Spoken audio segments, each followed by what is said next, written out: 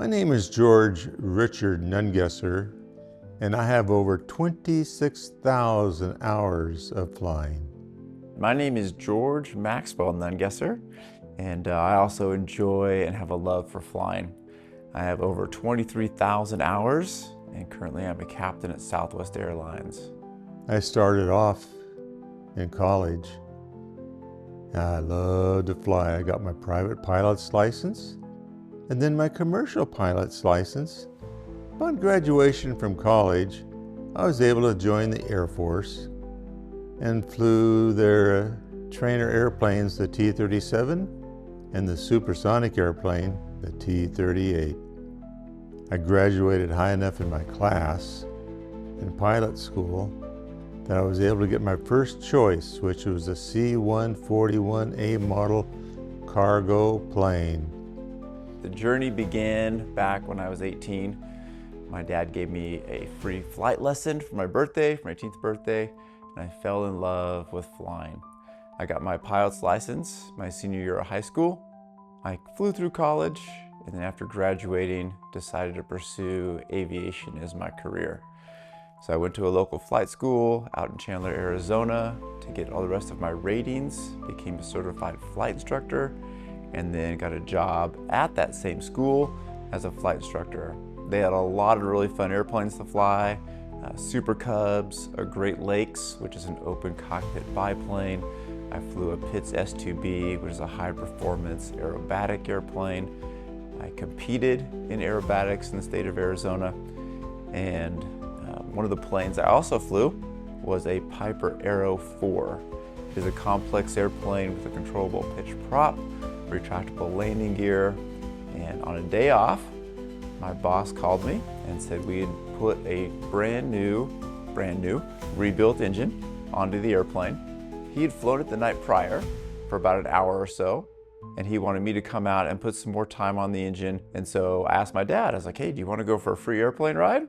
So we immediately got in the car and we drove out to the airport. And as we got there, he got a thorough briefing about the airplane. And we had a nice 2.5-hour flight.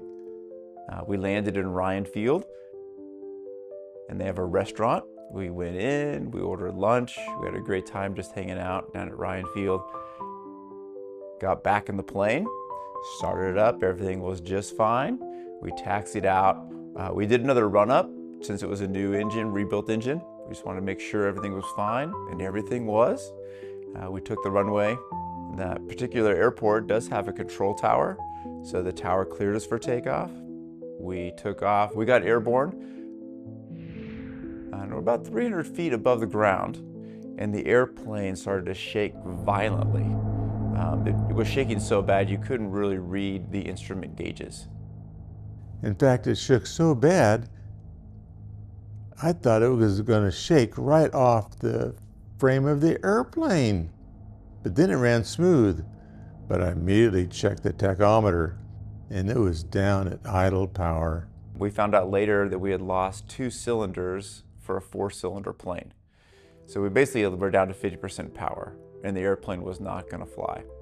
I contacted the control tower, told them that we were going down, so they could be aware and be able to, spot the plane. They have binoculars in there where they could then see where their plane ended up. And they teach you when you're flying, if you have an engine failure on takeoff, never, ever, ever try to come back to the airport. And George immediately pitched the airplane over to fly at the best glide speed to stay in the air the longest amount of time. So he could run the checklist and check out the airplane and see what was wrong. We set the best glide, which for that aircraft is 87 knots, about 100 miles an hour. And straight ahead of us, off the end of the runway, was power lines. And so I looked at my dad and I was like, we got to decide to go over or under the power lines. It's going to be that close. And while we're setting best glide, I'm running through all the checklists to try to get the engine to turn back on, checking to make sure there was fuel, making sure there was ignition. Nothing that we were doing in the checklist was working. We were still going down. We're coming out of the sky, and I says, George, Looks like a little S-turning dirt road up past the power lines. He says, I see it too. And that's where we were going. We did go over the power lines, and as we cleared the power lines, we saw a road. We knew we were going to make it. We put the landing gear down. We started to put some flaps out, and we thought, we're going to land on this road and be heroes. They'll make a movie someday. But as we landed on the road, the Aero 4 is a low-wing aircraft, as opposed to maybe what you may have seen is in a Cessna where the wing is above. I think had we been in a Cessna, I think it would have been fine. But that low profile caught the berm that was on the right-hand side of the road. And the road was very narrow. It was just like a single lane road for like one car. And that berm caught that right-hand side of the plane and turned us about 45 degrees. And the airplane's still moving at 100 miles an hour.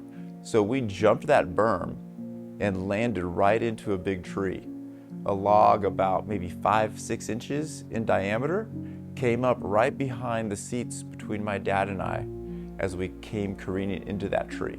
Big branches came up through the floor of the plane in the back seat behind us. If anyone had been back there, they would have been hurt very, very bad. And nothing came up in the front seat area. We then flew out of that tree. As we came down, we landed sideways to the right, which snapped off half of the outboard half of the right wing.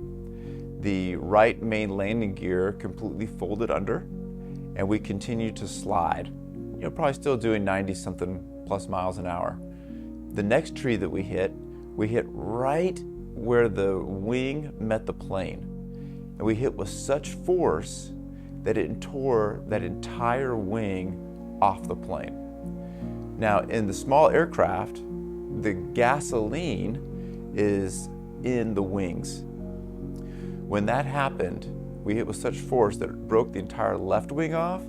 The windows on the left-hand side of the aircraft also shattered, allowing the fuel that was in that left wing to rupture.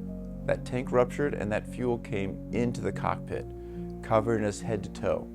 Almost 20 gallons of gasoline flooded into the cockpit, and we were totally covered in gasoline, so much so we couldn't see.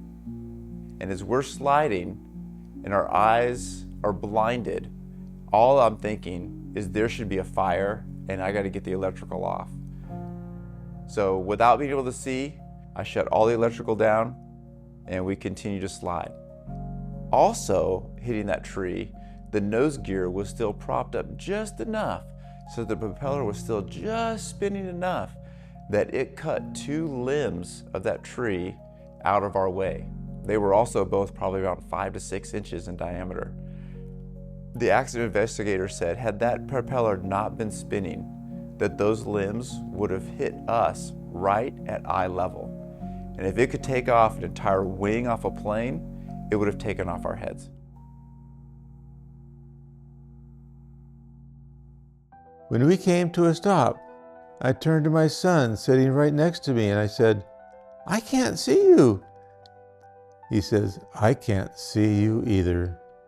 As we slid to a stop, my dad opened the door, we got out of our seatbelts, and we ran from the plane. He got out and then we took off running for our very lives, expecting the plane to ignite and explode behind us at any moment. We looked at each other and I said, are you okay? And he said, yeah, are you okay? And then we both looked at the plane. Then we both looked back at each other and are you sure you're okay? Because sometimes your adrenaline gets going and you're really not okay. We could not believe that we both walked away without any injuries because the airplane was completely totaled. I looked at my watch because when you're in a pilot accident, you gotta not only remember what happened, but it's good to know what time it is. So I looked at my watch. It was 1:06 in the afternoon. The first fire truck to show up was just a local fire truck there at the airport. He didn't really have much on his fire truck, some basic first aid, but he did have a water cooler, which was very handy because the gasoline was still burning our eyes. And then 2 more fire trucks came.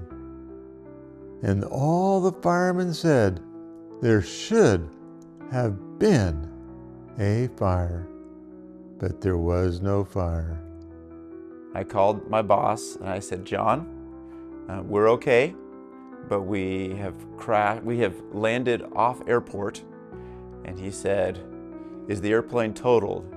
And I said, well, there's half a wing over there and another wing over there. He's like, stop, it's totaled. And he's like, I'm glad you're okay. We're gonna be coming down that direction. And then 2 ambulances came, the highway patrol came, the sheriff came, the FAA investigators came for the accident. He did a big, thorough investigation. And he came to us a couple of times and says, boy, are you lucky. Then my boss showed up. He used to be an accident investigator. So he walked us through the crash site and said, this is where this happened, and this is what happened here, and this is what happened here. And he's like, you are very, very lucky to be alive. Everyone that came to the accident site said that we were very, very lucky, not just to be alive, but the fact that there was no fire. This was April 18th, 1997. It was hot in the Tucson area. The wood was very dry. There were rocks on the ground that the metal was scratching across. There was metal on metal. When that wing, that left wing, ripped completely off, there's a lot of electrical wiring that goes into that wing. Those wires were snapping. Everyone that came to the crash site said there should have been a spark. And some of the most flammable of gasoline is when it's vaporized. And there was vapor, fuel vapor in the air. There should have been a spark. There should have been a fire. And we did not explode with the fuel vapor in the air because there was no fire.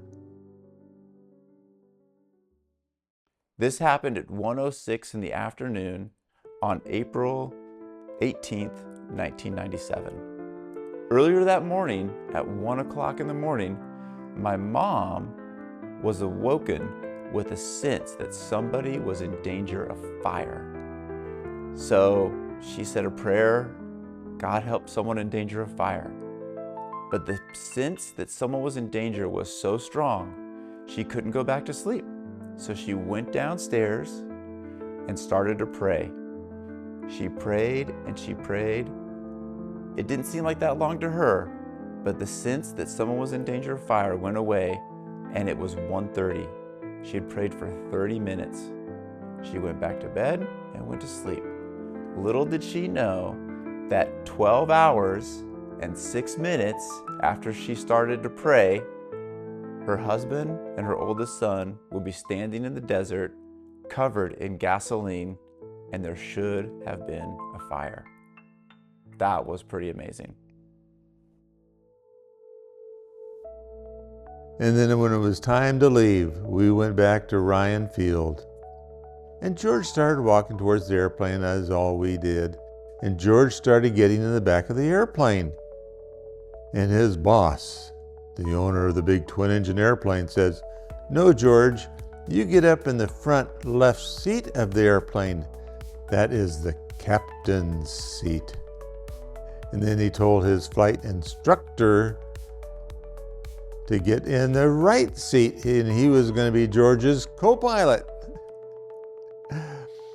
And then his boss told me, a situation like this is when you're riding a horse.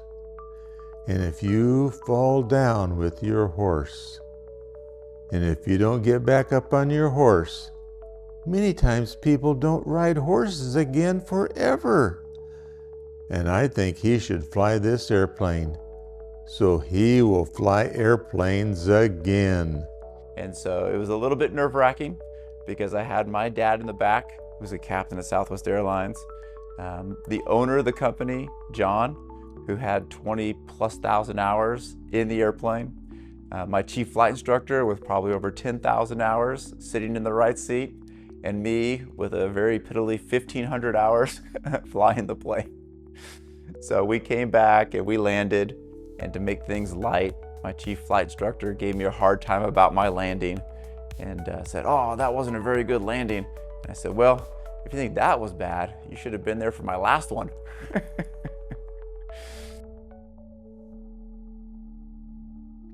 One year later, just before our first anniversary, we got the NTSB report. And we decided not to read the report unless we could rent an airplane and fly down to the same airport where we had had the accident and have another lunch. And during lunch, we would then read the NTSB report. So we had to wait in the restaurant a few minutes for the same booth to become available. And when it was, we sat down and we ordered lunch. And then we started reading the NTSB report, and we were looking for two things. What was the cause of accident? And was there any pilot error in the cause of the accident? And so we read the report very carefully. And they said, the cause of the accident was the rebuilt engine had a bad intake valve that caused a chain reaction in the engine that caused a malfunction that destroyed the engine. And then we read the rest of the report, and it said 0 pilot error.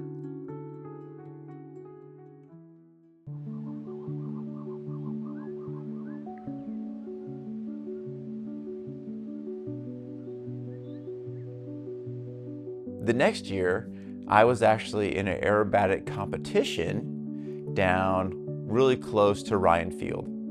And so between a couple of my competitive flights, we got in the car and we drove down to Ryan Field.